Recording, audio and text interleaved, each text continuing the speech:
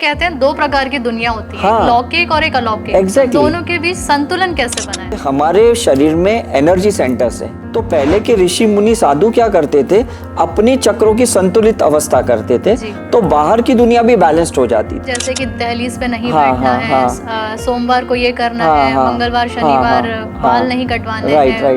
तब वो चीजें थी, आज ये जाती जा रही है। हाँ, बिकॉज क्या है ना, जब आपके अंदर भगवान का डर निकल जाता है जी, तो वो आदमी डिसिप्लिन में भी क्यों रहेगा। आज का युवा शादी, करियर, अपने बिजनेस, कई तरह की चीजों को लेकर चिंतित भी रहता है। तो ऐसे में ज्योतिष उसको किस तरीके से हेल्प कर सकता है, क्या सही मार्गदर्शन दे सकता है? ज्योतिष तो कैसा है ना, एक सॉलिड स्ट्रक्चर है जहाँ पे वो ऊर्जाओं को इम्पोर्टेंस देता है, एनर्जी को इम्पोर्टेंस देता है, और वो एनर्जी किस बेसिस पे है, धर्मों के बेसिस पे है। तो डेफिनेटली अगर कोई भी बंदा उस प्लैनेटरी पोजीशन को समझ ले तो वो कहीं ना कहीं अपने आप को संभालना सीख लेगा करके।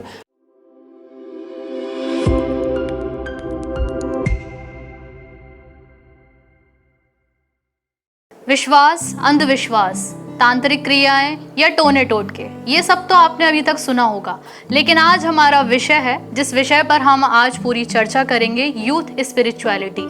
क्या ज्योतिष और अध्यात्म सिर्फ आस्था है या जीवन का विज्ञान? इन्हीं सब मुद्दों पर होगी आज खास चर्चा। स्टूडियो में हमारे साथ मौजूद हैं ज्योतिषाचार्य डॉक्टर उदय शाह जी। बहुत बहुत स्वागत है सर आपका। Thank you very much. Sir, चर्चा को आगे बढ़ाते हुए सबसे पहले, क्योंकि हमारा टॉपिक यूथ स्पिरिचुअलिटी है, तो आज की जो युवा पीढ़ी है, जैसे कि पता है कि बहुत ज्यादा प्रैक्टिकल है, रील ओरिएंटेड है और टेक्नोलॉजी ओरिएंटेड भी है, तो उन्हें स्पिरिचुअलिटी क्यों जाननी चाहिए, क्यों जुड़ना चाहिए? देखा जाएगा तो आज की जो स्पिरिचुअलिटी की जो महिमा है, वो लोग समझते हैं कि धार्मिक क्रियाएं हैं जी।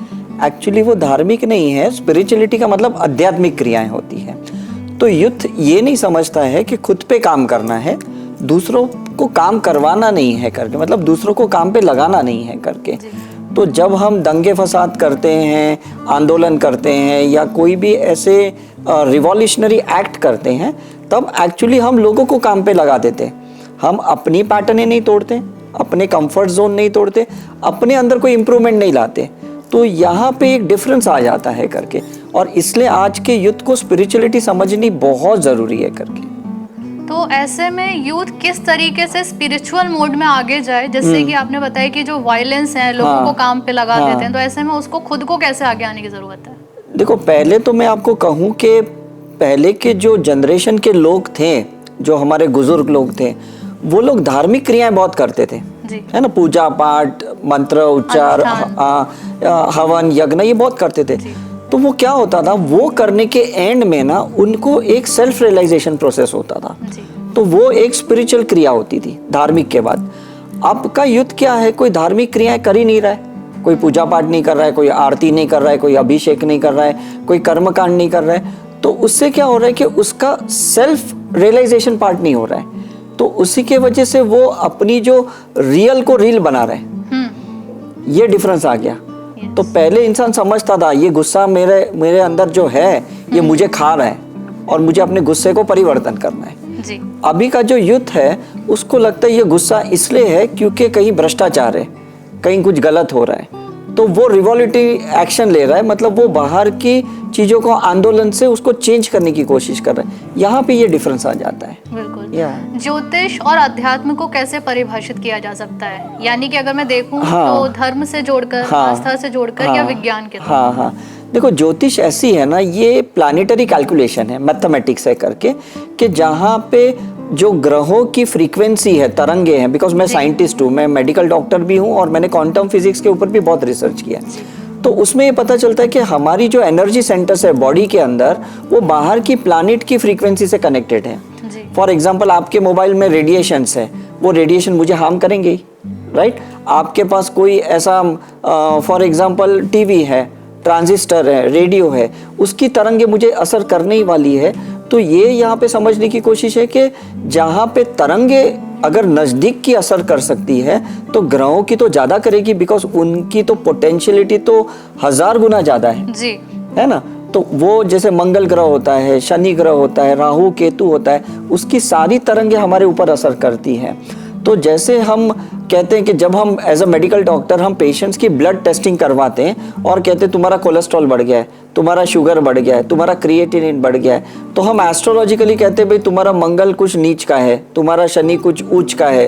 तो ये भी एक्चुअली इन्वेस्टिगेशन का एक टूल है जहाँ से उसकी पैरामीटर से हम ये जानने की कोशिश करते हैं कि इस इंसान के उस ऊपर प्रभाव कितना है, पॉजिटिव इम्पैक्ट कितना है और नेगेटिव इम्पैक्ट कितना है। तो यही दोनों का कनेक्शन स्ट्रांग है जी। राइट?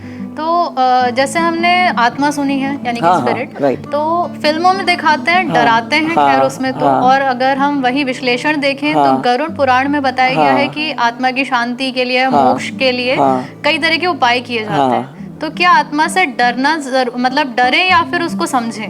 नहीं, कैसा है कि जो रिसर्च हमने किया है, मैं ऑरा साइंस का साइंटिस्ट हूँ, मैंने पीएचडी की इसके ऊपर लंदन से। तो मैं आपको एक चीज सिंपल बताता हूँ, हमारे अंदर अनहील्ड स्पिरिट्स बहुत है जी। जैसे एक गुस्सा है, एक डर है, ईर्ष्या है, मेरे अंदर जलसी है, अहंकार है, ये अनहील्ड स्पिरिट है जी। और बाहर की स्पिरिट को भी मैं अट्रैक्ट करता हूँ जो मेरे जैसे तरंगे लेके बैठी है, मेरे जैसे गुस्सा लेके बैठी है जी। तो मुझे बाहर की स्पिरिट पे काम नहीं करना है, मेरे अंदर की स्पिरिट पे काम करना है। जैसे मैंने अंदर की स्पिरिट पे काम कर दिया, बाहर की डिस्कनेक्ट हो जाएगी। जैसे आपने मोबाइल का बिल पे कर दिया है तो फिर आपको नोटिस नहीं आएगी। आप बाहर की मोबाइल की कंपनी को बोलोगे मुझे बिल मत भेजो, लेकिन वो बिल आ कहाँ से रहा है? आपने जो इस्तेमाल अंदर किया उसी का तो बिल बाहर से आ रहा है ना। तो डरने वाली तो बात है ही नहीं यार दुनिया में। जो चीज अंदर बैठाई है वही चीज बाहर एग्जैक्टली ना। जैसे एक बच्चा, मैं आपको एक एग्जांपल देता हूँ, छोटा बच्चा 1.5 साल का है, जिद कर रहा है मुझे ये खाना है, तो माँ बाप बोलते नहीं अभी तो छोटा है तुझे नहीं देंगे करके।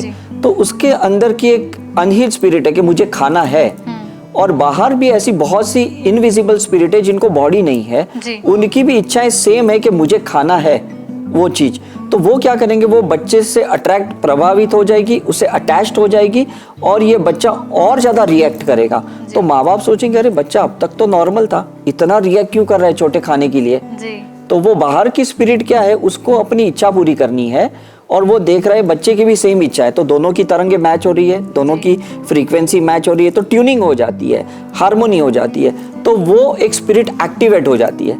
तो हम क्या करते हैं, अरे बच्चे की नजर उतारो, हम नमक लेते हैं, मिर्च लेते हैं, नींबू लेते हैं, तो उसका आभा मंडल साफ करते हैं, उसकी छाया साफ करते हैं, उसका ऑरा साफ करते हैं, तो उससे वो बाहर की स्पिरिट डिस्कनेक्ट हो गई, तो अंदर की वापस स्पिरिट थोड़ी माइल्ड हो जाएगी, डाइल्यूट हो जाएगी, तो रिएक्शन थोड़ा कम हो जाता है। बिल्कुल ऐसा है। यहीं पर अगर मैं इससे एक जुड़ता हुआ सवाल है, कहते हैं 2 प्रकार की दुनिया होती है, लौकिक और एक अलौकिक। Exactly. दोनों के बीच संतुलन कैसे बनाए? नहीं, संतुलन ऐसा है ना कि हमारे शरीर में एनर्जी सेंटर्स है, चक्र के केंद्र है। तो पहले के ऋषि मुनि साधु क्या करते थे, अपने चक्रों की संतुलित अवस्था करते थे, तो बाहर की दुनिया भी बैलेंस्ड हो जाती थी। अब का युद्ध अंदर की बैलेंस्ड ही नहीं कर रहा है, वो पुटअप कर रहा है, वो अपने स्टेटस पे ऐसे दिखा रहा है कि मैं बहुत खुश हूँ, मैं इंजॉय कर रहा हूँ, मेरे पास बहुत पैसा है, मेरे पास ये है वो है। एक्चुअली अंदर से टूटा फूटा पड़ा रहता है, अंदर से बिगड़ा पड़ा रहता है। तो यही है कि जब तक आप धार्मिक और आध्यात्मिक दोनों क्रियाएं साथ में नहीं करेंगे तो बाहर और अंदर की बैलेंस तो हो ही नहीं सकती है। जैसे आपने बोला ना अंदर से टूटा पड़ा है, तो यही एक सवाल ये भी उठकर आता है, आज का युवा बाहरी दुनिया में बहुत शो ऑफ कर रहा है। वो सब करते हैं बिकॉज उन्हें क्या लगता है मैं जो दिखा रहा हूँ यही दुनिया है जी। वो रील को रियल ही मान के चलता है, बट अंदर से वो टूटा है, अंदर से पूरा टूटा है। अंदर से वो रात को मतलब पीता भी है, खाता भी है, ऐसी कुछ चीजें खाता है, ऐसी हरकतें करता है जिससे समझ में आ जाता है कि अंदर से वो पूरा टूटा पड़ा है करके। लेकिन जैसे बाहर की दुनिया को ये दिखाना पड़ता है कि वो एक्चुअली वो उसका सोल फुलफिलमेंट है जी। ये उसका प्लेजर कंप्लीट है, ये उसकी दुनिया कंप्लीट है, वो फाइनेंशियली कंप्लीट है, उसके रिलेशनशिप अच्छे चल रहे हैं, उसकी हेल्थ अच्छी है, मतलब वो सब कुछ दिखाने की कोशिश कर रहा है। जैसे कोई आदमी जिम में जाता है, वो अपने मसल्स को बाहर दिखा रहा है, अंदर से कितना वे प्रोटीन खा रहा है, कितना बिगड़ा हुआ आहार खा रहा है, वो तो थोड़ी दिखाने वाला है, वो है ना। तो ऐसे में वो अपने मेंटल पीस के लिए क्या कर सकते हैं? उसके लिए उसको बहुत ध्यान साधना करनी पड़ेगी ताकि वो रील को रियल ना समझे, इल्यूजन्स को रियल ना समझे, वो अपने भ्रम में ना जिए, वो हकीकत में जिए, वो ट्रुथ से जिए, हॉनेस्टी से जिए। अगर हम देखें तो 2-3 पीढ़ी पहले हमने देखा है कि संस्कारों में ज्योतिष के नियम अगर हम बात करें जैसे कि दहलीज पे नहीं हाँ, बैठना हाँ, है, हाँ, सोमवार को ये करना हाँ, है, हाँ, मंगलवार शनिवार हाँ, हाँ, बाल हाँ, नहीं कटवाने राइट, हैं, राइट, राइट, दाढ़ी नहीं राइट, बनवानी राइट, है, राइट, तो ऐसे तब वो चीजें थी, आज ये जाती जा रही हैं। हाँ, बिकॉज क्या है ना, जब आपके अंदर भगवान का डर निकल जाता है, जी जो आज युद्ध में डर ही नहीं है, जी। तो वो आदमी डिसिप्लिन में भी क्यों रहेगा? वैसे इसके पीछे लॉजिक क्या था? नहीं, लॉजिक सिंपल है कि आज का युद्ध जिसको हम कहते हैं ना लेफ्ट ब्रेन से जीता है ना, वो अपने एजुकेशन से जी रहा है, अपने एजुकेशन के स्टेटस से जी रहा है, कॉर्पोरेट वर्ल्ड में जी रहा है, तो वो है ना कहीं पे भी आत्मा के संस्कार को नहीं पहचान पा रहा है। वो सोचता है ये एजुकेशन है, ये मेरी डिग्री है, ये मेरी सैलरी है, ये मेरी कॉर्पोरेट वर्ल्ड है, एक्चुअली यही दुनिया है करके। वो ये नहीं समझता कि आत्मा की भी एक दुनिया है, संस्कार से चलती है, डिसिप्लिन से चलती है, नियम नीति से चलती है, लियाज से चलती है। तो संस्कारों से चलना उसको आता ही नहीं है, तो तभी वो बहक रही है। वो यंगस्टर्स की जो एक प्रोटोकॉल है, एक मॉड्यूल है, उसको संस्कार समझती है। वो कि हर चीज के पीछे वो सवाल भी पूछते हैं। सवाल पूछता है क्योंकि वो अंदर नहीं जा रहा है। सवाल क्यों पूछता है? क्योंकि वो अंदर नहीं जा रहा है ना। उसको या तो बाहर गूगल में सर्च करने की आदत है ना, तो डेफिनेटली आपको आंसर्स कहाँ से मिलेंगे? अंदर से ही मिलेंगे। और अंदर वो जाना नहीं चाहता, और नहीं जाना चाहता इसलिए खाली समय में वो मोबाइल में रहता है, इसलिए वो दूसरे के स्टेटस में रहता है, फेसबुक पे रहता है, इंस्टा पे रहता है, ट्विटर पे रहता है, क्योंकि उसको अंदर नहीं जाना है। जब ये मोबाइल नहीं थी, टेक्नोलॉजी नहीं थी, इंसान के पास टाइम होता था कि वो अंदर जाए। बिकॉज आप बाहर की दुनिया में कितना उलझोगे, आप आउटडोर गेम कितना खेलोगे, आप बाहर बिजनेस कितना करोगे, आप बाहर एजुकेशन कितना लोगे। जब खाली बैठोगे तो अंदर ही जाओगा, है ना। पहले दूरदर्शन होते थे, लिमिटेड चैनल्स होते थे, उसके बाद लोग खाली बैठते थे। अब ओटीटी के बाद तो खाली बैठने का जरूरत ही नहीं है। आपके हाथ में आपकी दुनिया है, मोबाइल है, उसके अंदर ट्रांजिस्टर है, टीवी है, रेडियो है, कैमरे हैं। तो हम क्या करते हैं ना, बाहर की दुनिया से ज़्यादा कनेक्टेड रहते हैं। तो इस वजह से वो एक सेल्फ रियलाइजेशन प्रोसेस नहीं हो रहा है उसका। मैं वापस अपने सवाल पे पहुंचूंगी। जैसे जो मैंने आपको चीजें बताई दहलीज पे नहीं बैठना और ये सारी चीजें, तो इनके पीछे के क्या लॉजिक होते हैं? नहीं, लॉजिक क्या होता है ना कि जब आपको है ना, देखो पहले है ना 5 साल की उम्र के बाद स्कूल में डाला जाता था, राइट। अब 1.5-2 साल की उम्र में स्कूल में डाला जाता है। जब आपका अचेतन मन, सबकॉन्शियस माइंड तैयार होता है कुछ सीखने के लिए, समझने के लिए, उसी वक्त आपको बाहर किया जाता है। तो फिर तो शुरू से ही मतलब बाहर निकाल दोगे तो उसकी दुनिया तो बाहर ही रहेगी। ना माँ बाप रहेंगे, ना दादा दादी, मतलब कोई एंसेस्ट्रल संस्कार तो रहेंगे ही नहीं उसके अंदर। तो क्या ये आने वाली पीढ़ी के लिए खत्म हो जाएगी या लोग ऐसी नजरअंदाज? बिकॉज धीरे धीरे ईस्टर्न अंदर खत्म हो गया है, वेस्टर्न आ गया है। पहले 5 साल तक तो ईस्टर्न रहता था, संस्कार रहते थे, कल्चर रहता था, धर्म, ध्यान, पूजा पाठ, क्रियाएं रहती थी। अब तो क्या है कि 1.5-2 साल जैसे बच्चा अपना नाम समझ लेता है, तुरंत उसको प्ले स्कूल में डाल देते। तो डेफिनेटली उसे लगता है यही तो दुनिया है, तो वो क्या करेगा? उसमें उसकी भी गलती नहीं है। हमें अपने बच्चों को ना बहुत कंपटीशन एटीट्यूड में डाल दिया है। तो बच्चों को हम सक्सेस के लिए पढ़ाते हैं, सैलरी के लिए पढ़ाते हैं, स्टेटस के लिए पढ़ाते हैं, और बाद में माँ बाप ही पछतावा करते हैं कि भाई ये बच्चा हाथ से निकल गया है। शुरुआत किसने की? तो इसलिए यहाँ पेरेंटल संस्कार को पहले समझना पड़ेगा, फिर बच्चों को हम समझे। ऐसा तो आपको क्या लगता है संस्कारों के वजह से ही आजकल के रिश्ते बिगड़ रहे हैं? एग्जैक्टली ना, that is the main thing. Because रिश्तों के मायने ही तो नहीं रहे। हमारे मेडिकल और स्पिरिचुअल साइंस के हिसाब से 7 साल तक कोई भी बच्चा मदर की इमोशन से कनेक्ट रहता है, 7 से 14 साल में फादर से कनेक्ट रहता है। लेकिन अगर आप 1.5-2 साल में उसको स्कूल भेजोगे तो वो मदर से तो डिस्कनेक्ट हो ही गया, और फ्यूचर में तो फादर के साथ कनेक्ट ही नहीं बन पाएगा, वो उसका बेस ही खत्म हो गया। अगर मैं ये सवाल करूं आपसे कि मेरा जो रिश्तों को लेकर सवाल था बेसिकली कि भाई भाई का नहीं है, हम जो वायलेंस पूरी दुनिया में देख रहे हैं, परिवारों में लड़ाई झगड़े और इतनी ब्रूचुअलिटी के ऊपर सब लोग आ चुके हैं, जो कई तरह की आप खबरें आप खुद भी पढ़ते हैं। तो ऐसे में युवा को किस तरीके से समझाने की जरूरत है स्पिरिचुअलिटी को आगे लाकर? देखो कैसा है ना, युवा पीढ़ी को एक ही बात पता है, मुझे जीतना है, राइट? बिल्कुल, मुझे जीतना है। माँ बाप के से लड़के जीतना है, भाई बहन के साथ लड़के जीतना है, रिश्तों में लड़के जीतना है, बॉस के साथ लड़के जीतना है, क्लाइंट के साथ लड़के जीतना है। अब क्या है ना, जब उसकी परिभाषा ही गलत है, उसका जो डेस्टिनी ही गलत है, तो डेफिनेटली उसके पिलर्स तो गलत मायने पे खड़े हैं, गलत इरादों पे खड़े हैं वो। तो उसको ये समझना पड़ेगा जीत हार नहीं चाहिए, कहीं ना कहीं एक्सपीरियंस करना, एक्सप्लोर करना, ये लाइफ का मेन मोटो होना चाहिए, राइट? बिकॉज जीत हार तो कभी खत्म ही नहीं होगी और इंसान की जो डिजायर्स है वो अनलिमिटेड है। आज आपके पास मारुति आई, कल आप होंडा सिटी मांगोगे, राइट? फिर आप BMW मांगोगे, फिर फरारी मांगोगे। मतलब वो डिजायर से उसकी एक लड़ाई जारी रहती है और इसलिए वो सबसे लड़ता है, बिकॉज उसकी डिजायर एंडलेस है, तो लड़ाई भी एंडलेस है। तो जब वो स्पिरिचुअलिटी में आएगा तो उसको समझ में आएगी खुशी भी अंदर है, पीस भी अंदर है, जॉय भी अंदर है। तो मुझे अंदर की तृप्ति के लिए कुछ प्रयास करना है, बाहर से कुछ प्राप्ति नहीं करनी है। ऐसा क्या किया जाए जिससे कि वो स्पिरिचुअलिटी से कनेक्ट हो, क्योंकि कनेक्ट करना जरूरी है। यस, अगर मैं आपको कहूँ जितने बड़े सक्सेसफुल लोग हैं, चाहे वो लता मंगेशकर या सचिन तेंदुलकर या अमिताभ बच्चन, जो भी लोग हैं, आप देखना इनकी बेस है ना स्पिरिचुअलिटी होती है जी। इनका सक्सेस तो बात की बात है जी। इनका बेस सबका ना, ये लोग ने कहीं ना कहीं धर्म आध्यात्मिक दोनों को जोड़ते हुए सक्सेस की एक चीज को हासिल किया है, मुकाम को हासिल किया है। लेकिन ये यूथ जनरेशन ना उनकी पीछे की पुरुषार्थ नहीं देखती है, उनके परिश्रम नहीं देखती, उनकी धार्मिक क्रियाएं नहीं देखती, उनकी आध्यात्मिक क्रियाएं नहीं देखती है। वो योगा करते हैं, वो मेडिटेशन करते हैं, वो योग करते हैं, वो कहीं ना कहीं स्पिरिचुअलिटी से जुड़े हैं। कोई सदगुरु के पास जा रहा है, कोई ओशो के पास जा रहा है, कोई श्री श्री के पास जा रहा है, कोई ब्रह्म कुमारी में जा रहा है। ये यूथ समझ ही नहीं पा रहा है।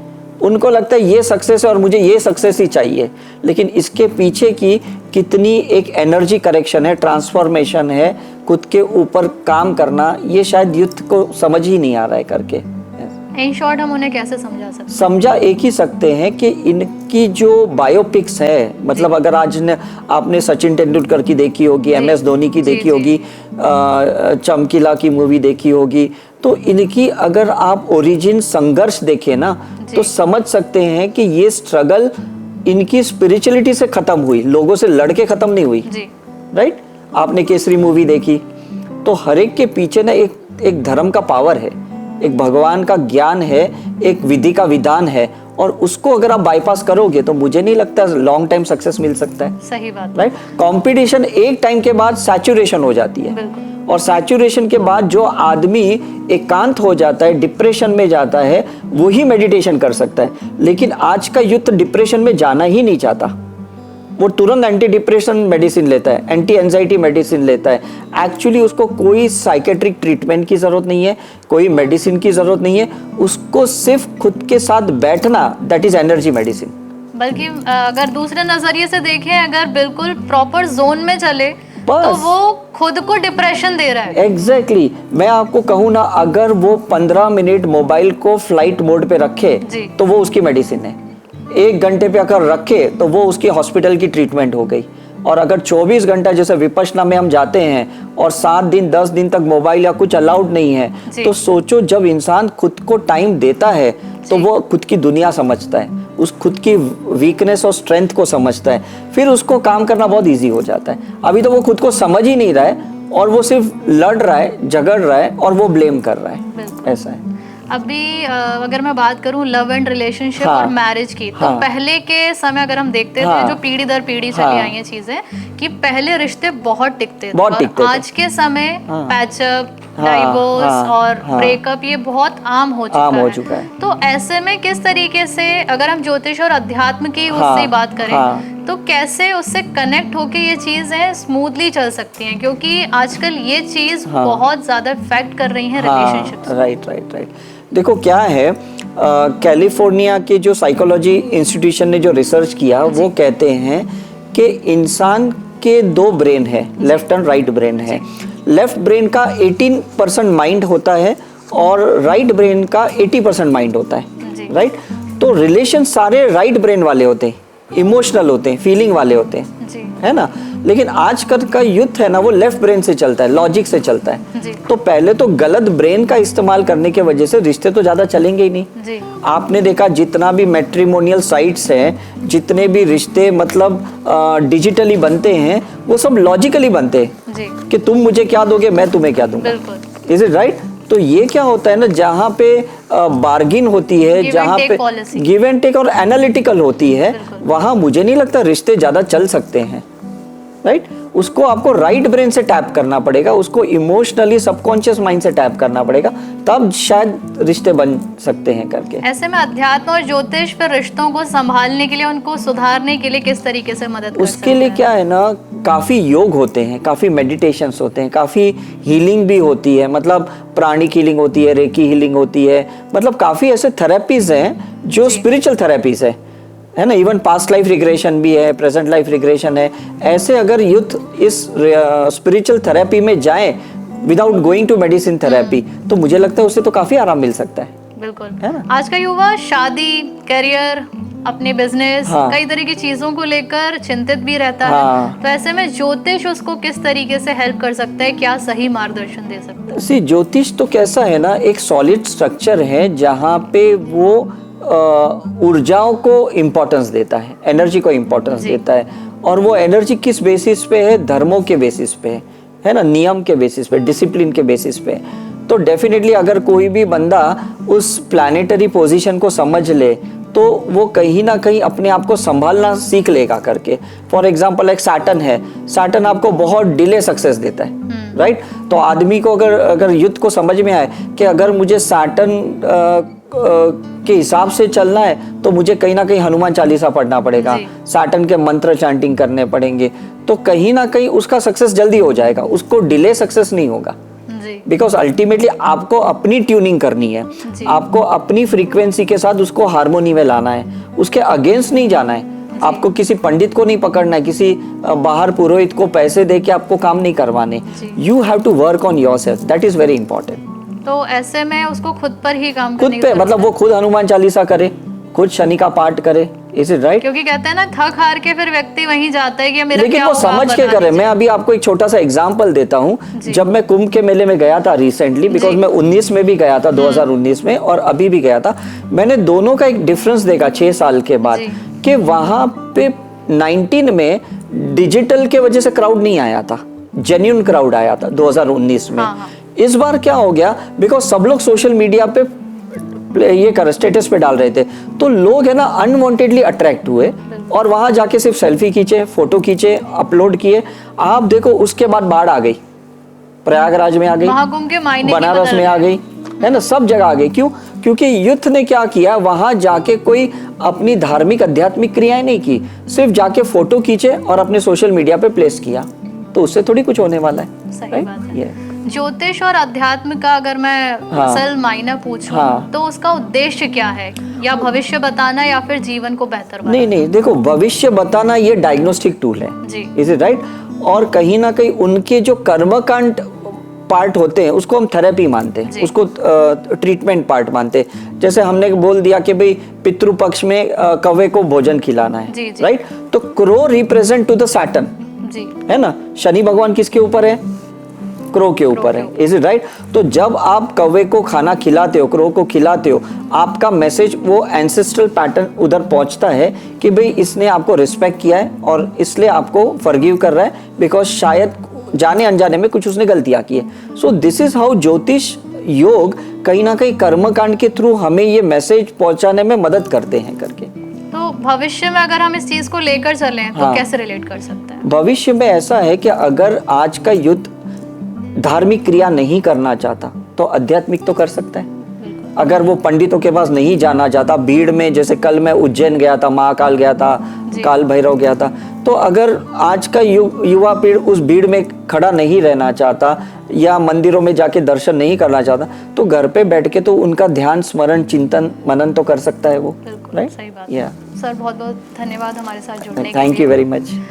तो ये साफ है कि ज्योतिष और अध्यात्म ना सिर्फ भविष्य बताता है, बल्कि आपको आपके जीवन में सही दिशा दे सकता है। उम्मीद है कि आज की ये चर्चा आपके लिए भी एक नई दिशा लेकर आई होगी। फिर मुलाकात होगी अगले एपिसोड में एक नए शख्सियत के साथ। तब तक बने रहिए पीपल्स अपडेट के साथ। नमस्कार।